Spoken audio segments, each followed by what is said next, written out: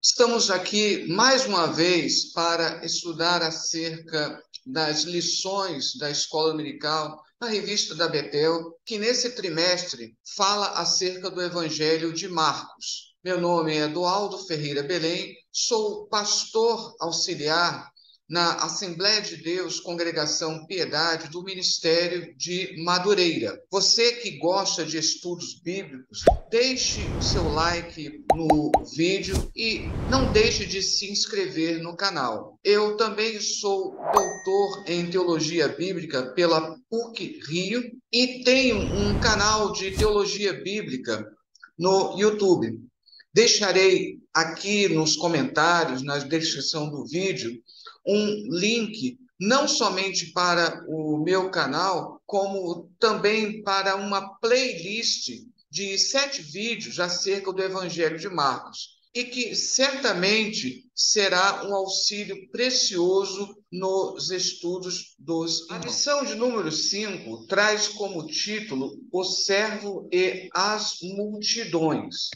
Portanto, o enfoque da lição hoje será justamente como Jesus especialmente lida com as multidões. Tópico 1, Jesus e a multidão. Subtópico 1.1, atento às necessidades da multidão. A preocupação de Jesus com as multidões pode ser exemplificada pela ocorrência do vocábulo correspondente grego ortos nos evangelhos. Ao todo, são 175 ocorrências em 170 versículos dentro do Novo Testamento, dos quais 48 em Mateus, 41 em Lucas, 36 em Marcos e 19 em João. E fora dos evangelhos, esse vocábulo aparece apenas em Atos, 22 vezes, e Apocalipse, 4 vezes. Outro vocábulo que demonstra a importância das multidões para os evangelhos é pletos, o qual aparece 32 vezes em todo o Novo Testamento. É um vocábulo que aparece bem menos do que o anterior, mas notem que existem dois vocábulos que são utilizados para enfatizar justamente essa preocupação de Jesus com as multidões. E isso porque não estamos aqui incluindo vocábulos como muitos, os muitos. Este último vocábulo, pletos, ele é mais proeminente em Atos, onde aparece 17 vezes. E mais algumas vezes nos evangelhos. São 8 em Lucas, apenas 2 vezes em Marcos, aqui no capítulo 3, versículos 7 e 8, e 2 vezes no evangelho de João. Aparece ainda uma vez em cada uma das cartas de Hebreus, Tiago e 1 Pedro. Eu trago aqui uma observação do dicionário do Novo Testamento. Essa palavra, pletos, significa primeiramente multidão e depois os muitos, denotando número, quantia, duração, etc. Em Platão, o famoso filósofo grego, há em grande parte uma referência humana a uma multidão, ao povo, à maioria ou à totalidade. Isso em contraposição a um ou aos poucos. Quando um sentido negativo é aparente, um julgamento está implícito. Por exemplo, que a maioria do povo não pode ser filósofo ou que oradores devem agradar a multidão. No Novo Testamento, pletos tem o sentido de multidão com uma ampla variação de significados. Paulo e os autores dos sinóticos usam, por exemplo, roi, poloi no mesmo sentido. Por vezes, a multidão é distinguida de um grupo menor, como aparece lá em Atos, no capítulo 6, versículos 2 e 5. Lemos então em Atos 6, 2. E os 12, convocando a multidão dos discípulos, aqui multidão está traduzindo pletos, disseram: não é razoável que nós deixemos a palavra de Deus e sirvamos às mesas. Escolhei, pois, irmãos, dentre vós, 7 varões de boa reputação, cheios do Espírito Santo e de sabedoria, aos quais constituamos sobre este importante negócio. Mas nós perseveraremos na oração e no ministério da palavra. E este parecer contentou a toda a multidão. Então, novamente aqui no grego, aparecendo a palavra pletos. E elegeram Estevão, um homem cheio de fé e do Espírito Santo, e Filipe, e Prócoro, e Nicanor, e Timão, e Pármenas, e Nicolau, prosélito de Antioquia. Então, aqui, através desse exemplo tirado de Atos dos Apóstolos, vemos como a multidão ela pode distinguir um grupo menor dentro de um maior. Ainda continuando, a palavra pode também denotar a totalidade de um grupo. Por exemplo, em Atos 4:32, 14, 4 e 15, 12. Deixando então o exemplo de Atos 4:32, e era o coração e a alma da multidão dos que criam. E ninguém dizia que coisa alguma do que possuía era sua própria, mas todas as coisas lhes eram comuns. Em alguns casos, a maioria pode estar em vista, embora a unanimidade também esteja, como nós podemos ver lá em Lucas 19:37, 23:1 e Atos 25:24. Lucas 19:37. E quando já chegava perto da descida do Monte das Oliveiras, toda a multidão dos discípulos, regozijando-se, começou a dar louvores a Deus em alta voz, por todas as maravilhas que tinham visto. Nenhum menosprezo está implícito em Atos 21:36. Mas há uma sugestão disso no capítulo 25, versículo 24, e no capítulo 2, versículo 6. Justamente por ser o texto clássico da descida do Espírito Santo no dia de Pentecostes, vale a pena ler Atos 2:6. E correndo aquela voz, ajuntou-se uma multidão e estava confusa, porque cada um os ouvia falar em sua própria língua. Sem o artigo, pletos, pode ser usado como adjetivo, como nós podemos ver em João 5:3, Lucas 2:13, etc. Podemos ainda conferir pletos com o artigo no sentido de todos, lá em Atos 4:32. Número é o sentido em Atos 28:3 e provavelmente em Hebreus 11:12. Indo agora para o outro vocábulo, óculos, significa primeiramente multidão como um tropel, o público como distinto de pessoas individuais ou pequenos grupos e como a massa ou turba, hoste, tropa, exército, e um último sentido é tumulto e assédio. Então essa palavra aqui, ela tem mais esse sentido de a grande massa. Nos evangelhos, óculos geralmente denota a multidão que ocorre a Jesus. Jesus a chama a si e se compadece dela. Deixando como exemplo Marcos 6:34. E Jesus, saindo, viu uma grande multidão e teve compaixão deles, porque eram como ovelhas que não têm pastor, e começou a ensinar-lhe muitas coisas. É interessante como junta aqui no grego, polis, que quer dizer muito, e orlos. Isso no grego dá até uma certa redundância, uma grande multidão. Entretanto, aqui quer mostrar como Jesus atraía de fato grandes multidões e como ele se compadecia de todos, sem deixar de dar atenção a ninguém. Todos mereciam a atenção. Essa multidão quer ver seus milagres, como lá em Lucas 6:19, por vezes comprime Jesus, e ela está mais próxima de Jesus que a família dele. Ela expressa alegria, admiração, perplexidade e temor. É interessante como Marcos,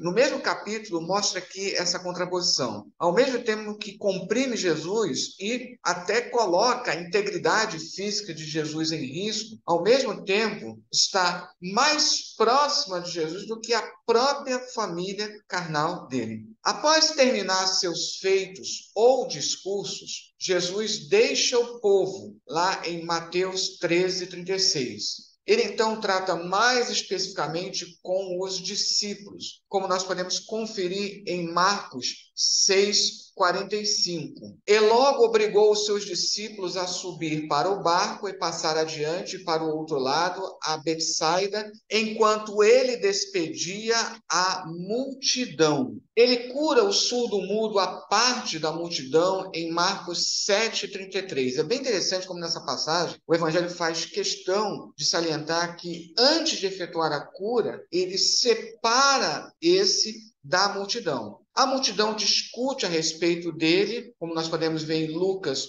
9:18, e ela lhe dá as boas-vindas em Mateus 21:1 e a sequência desses versículos. Por vezes, as massas são distinguidas dos governantes, como nós podemos ver em Mateus 14:5 e Marcos 15:15. Vale a pena aqui conferir essa última passagem. Então Pilatos, querendo satisfazer a multidão, soltou-lhes Barrabás e, açoitado Jesus, o entregou para que fosse crucificado. E tudo isso, embora estes tenham que levá-las em conta. Os governantes sempre tiveram que levar em conta as massas. E, na época, Roma, todo o seu sistema político girava em torno dessa manipulação das massas, um uso político da população. É famosa a chamada política do pão e circo, não é muito diferente do que nós podemos observar hoje.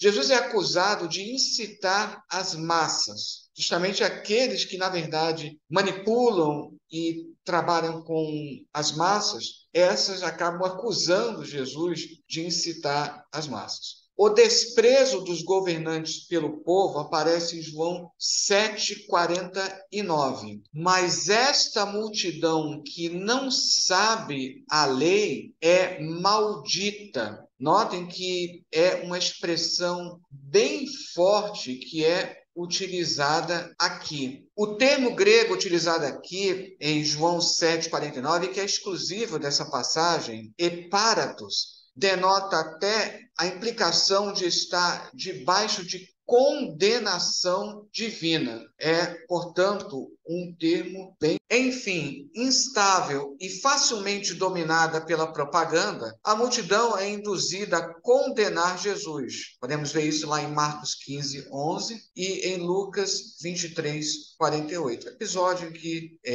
Pilatos ele apresenta justamente diante da multidão a opção entre Barrabás e o próprio Senhor Jesus. O relacionamento da multidão com os apóstolos é semelhante, como nós podemos ver em Atos 8:6, 13:45, 14, versículos 11 e 19, no capítulo 17, versículos 8 e 13 e etc. Destacando, então, Atos 8:6. E as multidões unanimemente prestavam atenção ao que Filipe dizia, porque ouviam e viam os sinais que ele fazia. Analisando agora o subtópico 1.2, no meio da multidão, mais atento às oportunidades. Dentre a multidão, lá em Marcos 9:17, que discutia com os escribas, rogava por um filho possesso, o qual os discípulos não puderam ajudar. A reprimenda de Jesus no versículo 19, quando ele reclama, ó geração incrédula, até quando vos suportarei? Parece dirigida aos escribas e aos discípulos, embora possa incluir o pai.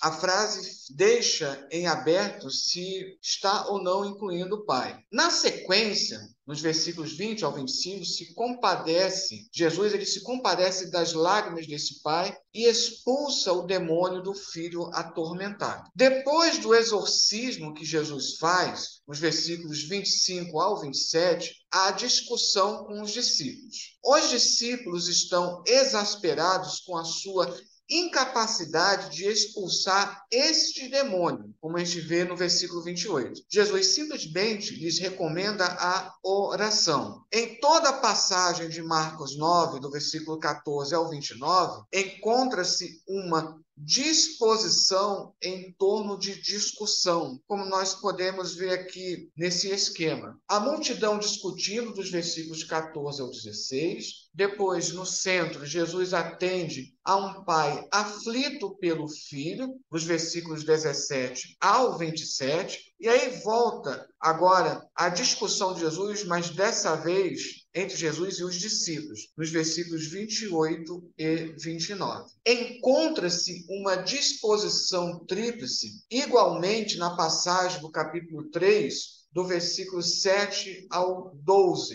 como nós podemos ver, analisado por Roland Meiner. Multidões acorrem a Jesus, no versículo 7 a 8, na parte central. Jesus requer prontidão aos discípulos, no versículo 9, e depois finaliza, Jesus atende a muitos, nos versículos 10 a 12. Notem, tanto aqui como aqui, nós temos uma disposição tríplice em que a primeira parte tem uma certa correspondência com a última e no meio você tem uma que se destaca. Essa que se destaca acaba sendo não somente o centro da passagem, como ela também acaba se tornando a mais importante, que determina a principal mensagem da passagem. Isso é o que nós chamamos de análise retórica, mais especificamente bíblica semítica, e lá no meu canal eu tenho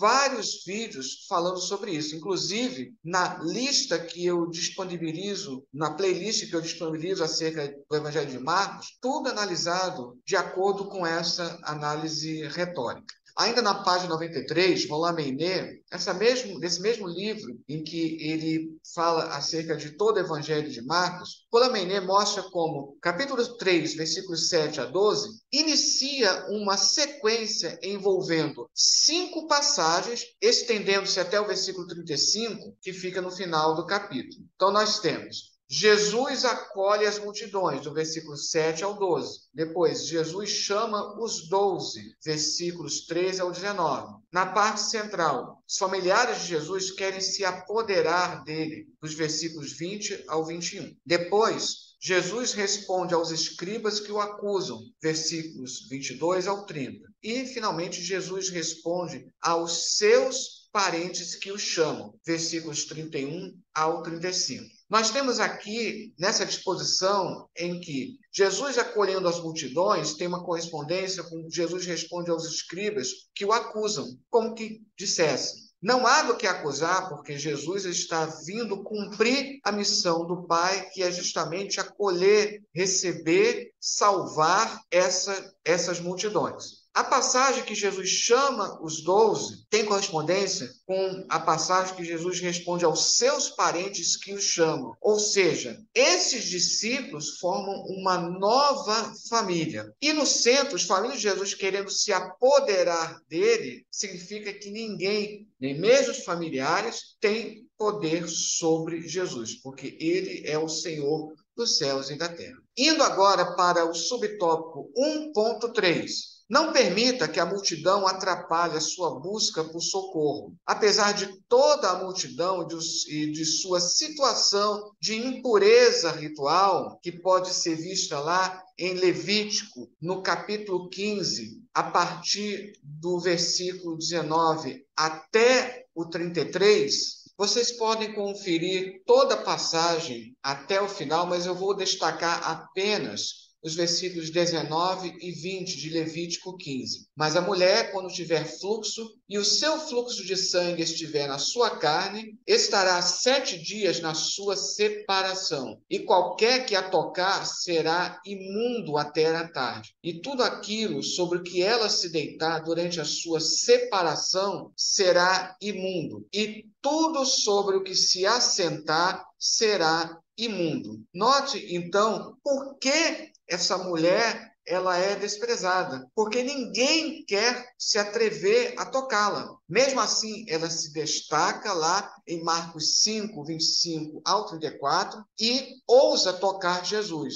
Ela sabia que estava incorrendo no risco de receber uma forte repressão da parte de Jesus, pelo fato de correr o risco de tornar Jesus impuro. Mas ali está demonstrando que todo aquele que toca em Jesus, ao invés de pressupor que pode torná-lo impuro, ao contrário, recebe dele socorro e cura. Por isso, a cura dessa mulher exerce um grande poder de persuasão para a multidão, levando a multidão a não ter receio de tocar verdadeiramente em Jesus. Os discípulos até perguntam: toda a multidão está te comprimindo? E pergunta: quem me tocou? Porque Jesus sabe que essa mulher de fato tocou espiritualmente em Jesus, enquanto que o restante daqueles que estavam na multidão apenas estavam comprimindo Jesus, mas sem buscar dele de fato uma bênção, sem buscar de fato tocar realmente em Jesus. Um outro detalhe interessante é que a cura dessa mulher, do ponto de vista narrativo, exerce uma espécie de sanduíche dentro da passagem que aborda a ressurreição da filha de Jairo. Lá no versículo 21, começa a falar sobre o pedido, de Jairo acerca da sua filha, e há uma interrupção aqui para falar dessa mulher. Só retorna no versículo 35. Esse é um recurso estilístico bem peculiar do Evangelho de Marcos. Qual é a função aqui? Mostrar que Jesus atende a todos, tanto os importantes como Jairo e aqueles desprezados como esta mulher anônima. Aqui eu trago a observação de um comentarista. Por que tudo isso por causa de uma pobre mulher como essa? Ajudá-la não é como ajudar a Jairo. Ela está sozinha, é uma excluída. Jairo é um homem de posição. Após 12 anos, a mulher sem nome poderia ter esperado mais alguns minutos. Agora que ela está curada, por que Jesus não atende a filha de Jairo e fala com essa mulher mais tarde? Um outro detalhe que liga as duas narrativas, que é bem interessante: essa mulher sofre há 12 anos, e a filha de Jairo, ela tem 12 anos. Isso é bem interessante. Jesus, porém, não se apressa.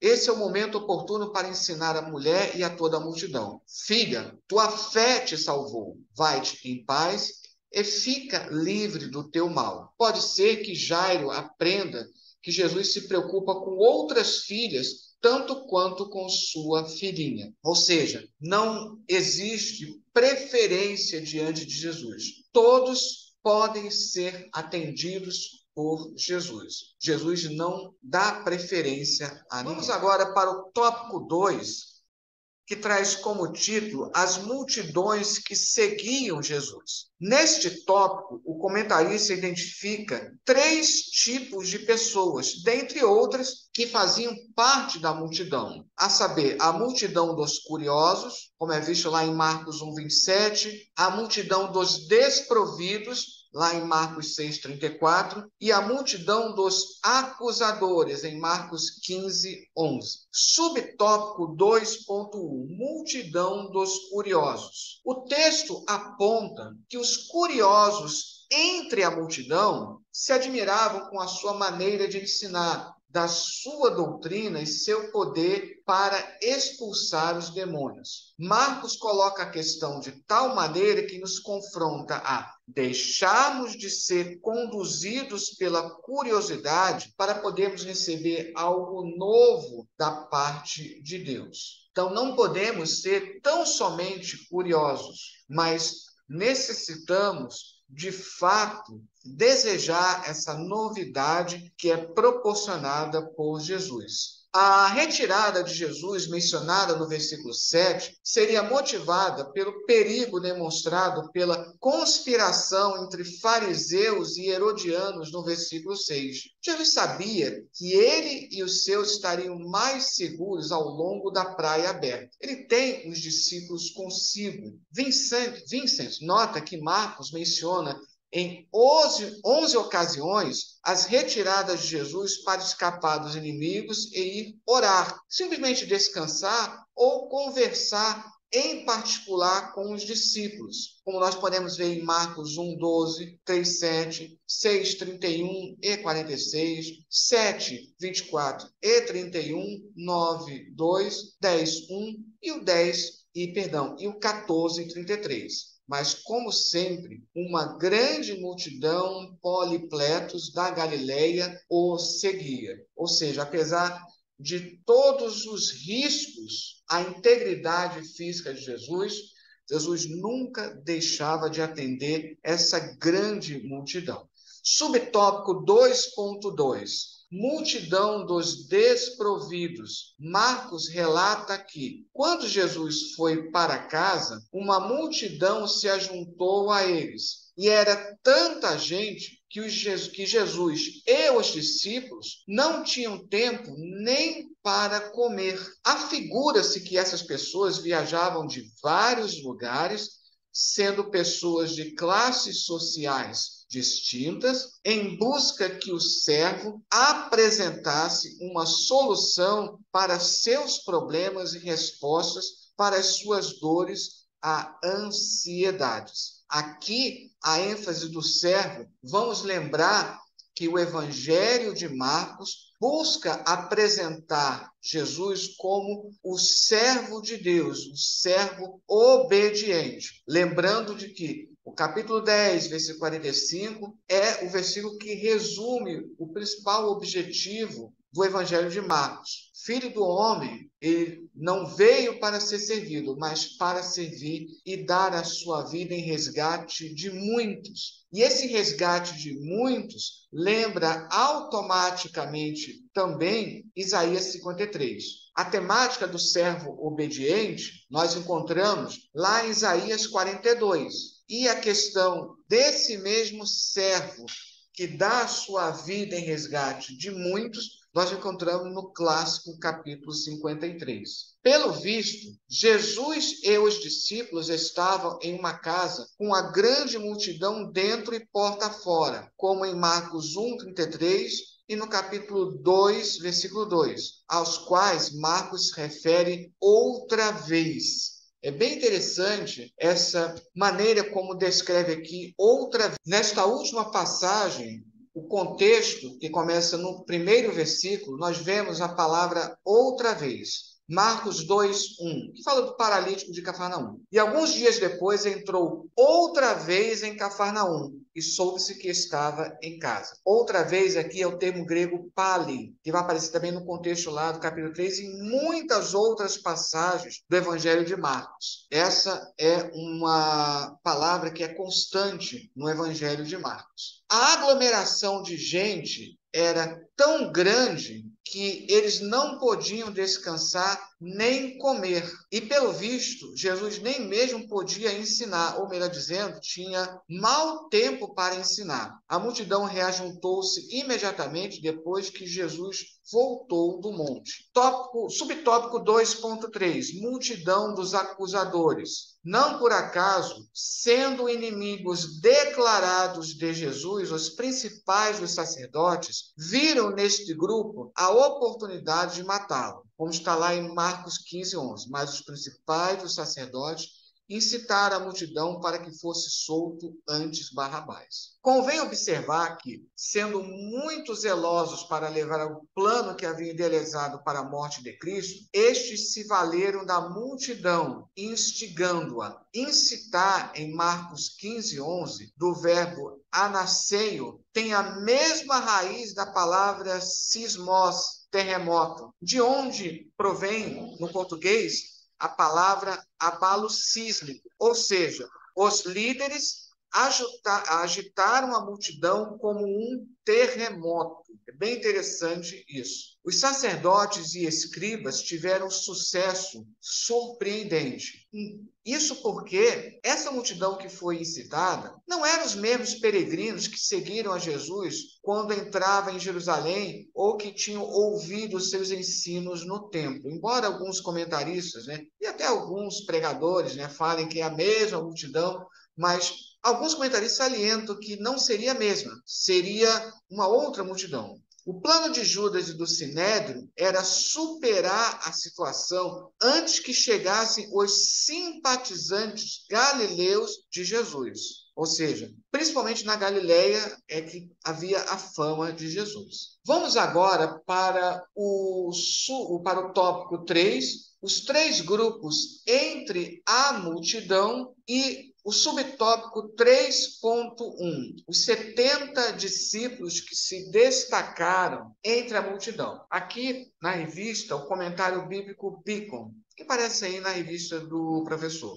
O número 70 parecia ter um significado especial entre os judeus. Havia 70 anciãos designados por Moisés, 70 membros do Sinédrio, 71, incluído o presidente ou Nassi, e de acordo com a lenda judaica, os 70 povos ou nações da terra além dos judeus. 70 é um número tão comum que, numa outra lenda acerca da confecção, da tradução do Antigo Testamento para o grego, fala-se de 70 sábios que teriam efetuado essa tradução. Daí o nome que é dado a essa tradução de Septuaginta. Entretanto, deve-se salientar que estes 70, eles não aparecem no Evangelho de Marcos, e sim em Lucas 10, 1. E estes 70, eles representam os povos gentílicos. E essa ênfase que Lucas pretende com esses 70 é falar, como está falando aos gregos,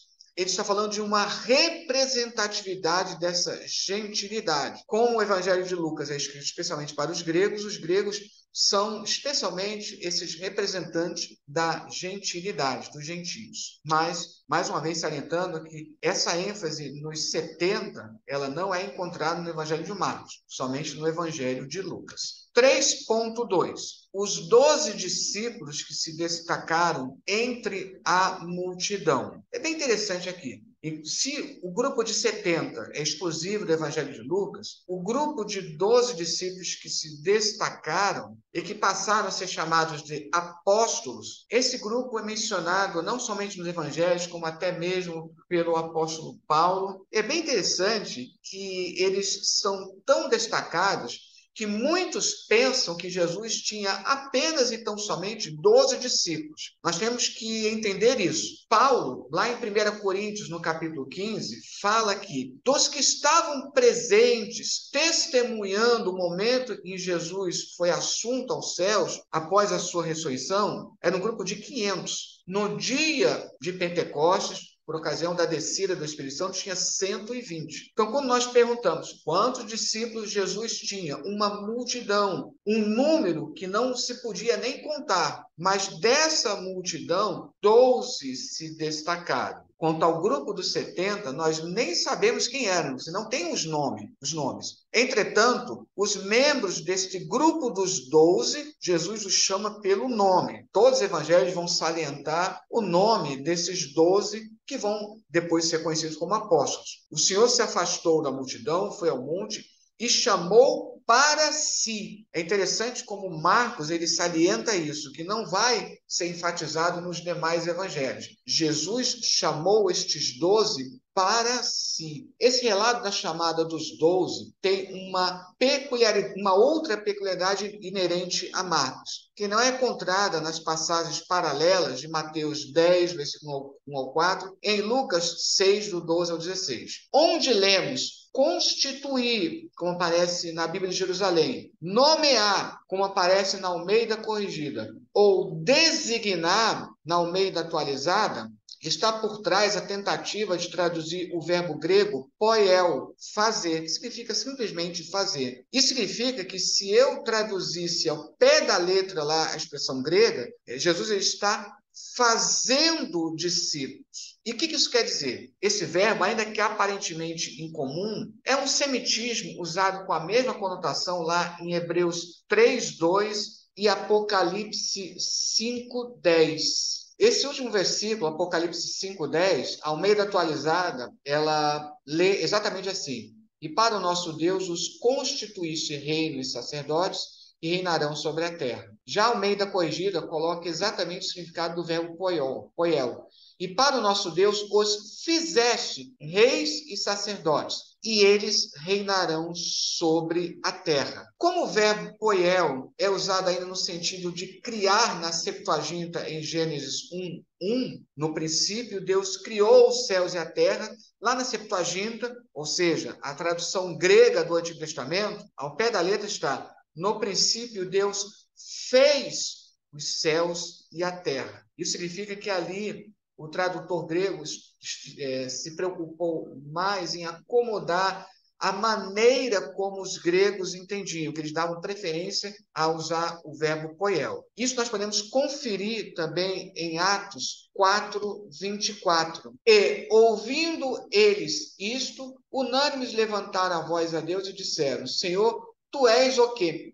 Fizeste o céu e a terra e o mar e tudo o que neles há. Aqui está juntando Gênesis 1:1 com o Salmo 24, o famoso salmo acerca do Senhor da glória. Então, pelo uso aqui de poiel no relato da chamada dos 12 no Evangelho de Marcos, apesar desse precedente lá em Hebreus 3:2, Apocalipse 5:10, como automaticamente você tem esse sentido de criar lá em Gênesis 1:1 e que também aparece em Atos 4:24, alguns viram aqui uma sutil alusão a um ato criativo divino. Ou seja, à medida que esses apóstolos estão sendo nomeados, constituídos, feitos discípulos, feitos apóstolos, melhor dizendo, eles estão sendo como que criados como apóstolos. É bem interessante isso. Com tantos doentes a serem curados, com tantos endemoniados para serem libertados, tanta proclamação do evangelho a ser feita, como nós podemos conferir novamente lá no capítulo, em Marcos, no capítulo 3, versículo 7 ao 12, do versículo 14 ao 15, era natural que Jesus autorizasse alguns de seus seguidores a participarem da obra que ele mesmo estava fazendo, com o seu poder e sua compaixão operando neles também. Além do mais, a hostilidade dos líderes religiosos tinha se tornado tão amarga que a cooperação com eles havia se tornado impossível. O povo de Deus tem de se organizar separadamente. Diante disso, fica mais clara a lógica da sequência que nós temos no Evangelho de Marcos. Marcos 3:6. Tendo saído os fariseus, tomaram logo conselho com os herodianos contra ele, procurando ver como o matariam. Diante disso, no versículo 7, retirou-se Jesus com seus discípulos para o mar e seguiu uma grande multidão da Galiléia e da Judéia. Então aqui Jesus se preocupa com toda essa multidão. No versículo 9, pede que os discípulos tivessem sempre pronto um barquinho junto dele por causa da multidão. E aí Jesus percebe que ele, não somente porque não pode contar com essa cooperação das lideranças judaicas, ele percebe que tem que constituir um novo Israel. E por isso que aqui, a partir do versículo 13, logo fechando essa sequência, você tem a eleição dos 12. Quando Jesus nomeia esses 12 para que, como diz no versículo 14, para que estivessem com ele e que os mandasse a pregar. E no versículo 15, e que para tivesse o poder de curar as enfermidades e expulsar os demônios. Portanto, esses 12 seriam os mais próximos de Jesus e aqueles que mais adequadamente estariam representando o próprio Senhor Jesus. Subtópico 3.3.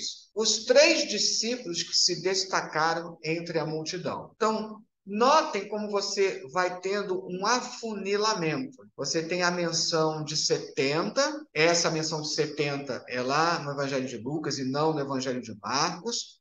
Fora dos evangelhos, nós temos a menção de um grupo de 120 lá em Atos, por ocasião da descida do Espírito Santo no dia de Pentecostes. Temos a menção dos 500 lá em 1 Coríntios, capítulo 15, temos em todos os evangelhos, e também lá, igualmente, em 1 Coríntios 15, a menção dos 12, e agora nós temos aqui uma especificação de três dentre esses apóstolos. Dentre os 12 discípulos, que foram chamados posteriormente de apóstolos, que Jesus separou para estar mais próximo a ele, 3 se destacaram. Podemos visualizar no Evangelho de Marcos que em 3 momentos, somente Pedro, Tiago e João estiveram a seu lado. Na ressurreição da filha de Jairo, lá em Marcos 5:37, depois no momento da transfiguração de Jesus, lá no capítulo 9, versículo 2, e na noite em que foi traído e preso, tão somente Pedro, Tiago e João seguiram Jesus a um ambiente um pouco mais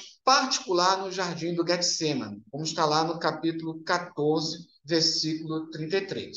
Esses 3 tornam-se colunas, lideranças na igreja primitiva, os quais estenderam a destra da comunhão para o apóstolo Paulo e para Barnabé, para que estes fossem autorizados para o ministério entre os gentios, como nós podemos conferir lá em Gálatas 2:9. E conhecendo Tiago, Cefas e João, que eram considerados como as colunas, a graça que se me havia dado, deram-no as destras em comunhão comigo e com Barnabé, para que nós fôssemos aos gentios e eles a circuncisão. Ou seja, o que nós estamos percebendo aqui, que a liderança na igreja primitiva, ou pelo menos mais especificamente, a liderança na igreja mãe em Jerusalém, ela era tríplice, era compartilhada entre Tiago, Pedro e João. E é bem interessante, essa ordem que é colocada aqui em Gálatas determinou a ordem canônica, ou seja, a ordem dos livros inspirados lá no Novo Testamento. É por causa dessa ordem aqui que nós temos no Novo Testamento, primeiro a carta de Tiago, depois as 2 cartas de Pedro e as 3 cartas de João. Isso é bem interessante observar isso. Conclusão. Concluindo então esse estudo. Jesus estava sempre atento aos necessitados e carentes, mesmo entre a multidão. Assim,